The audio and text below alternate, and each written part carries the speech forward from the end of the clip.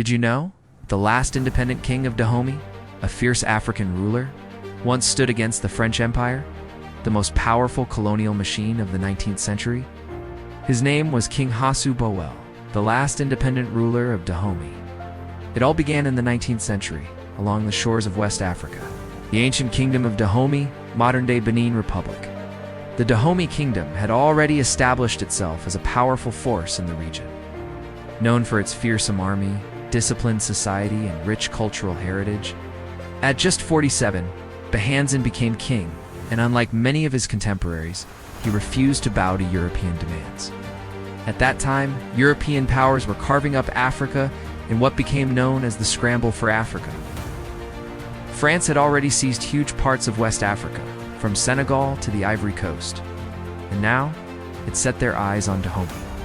The French demanded free trade and the right to control Dahomey's ports, but Béhanzin stood firm. He declared, "No foreigner will rule in my father's house." The year was 1890. French forces, under the command of Colonel Turellin, marched on Katana, determined to establish control over Dahomey's ports. French forces advanced with modern rifles, cannons, and Maxim machine guns, the deadliest weapons of the age, but Béhanzin was not afraid. The First Franco-Dahomean War erupted with Béhanzin leading his troops, including the famous Amazons, female warriors, against the French invaders. The battles were fierce, hand-to-hand combat, spears against steel, war cries against gunfire.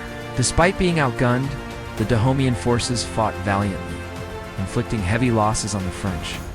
The conflict ended in a stalemate, with both sides agreeing to a fragile peace. But the respite was short-lived. 1892, tensions escalated once again, leading to the Second Franco-Dahomean War.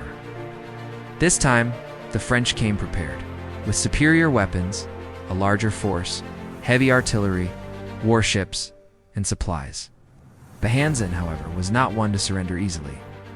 The Amazons fought with unmatched bravery, charging into gunfire, refusing to surrender. French soldiers themselves later admitted they fought like demons. The Dahomey army fought bravely, but the technological gap proved too wide to overcome.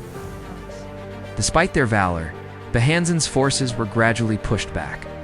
In a final act of defiance, Béhanzin ordered the royal palace of Dahomey to be burned, rather than let it fall into French hands. He retreated into the forests, continuing to resist for another 2 years before finally surrendering in 1894.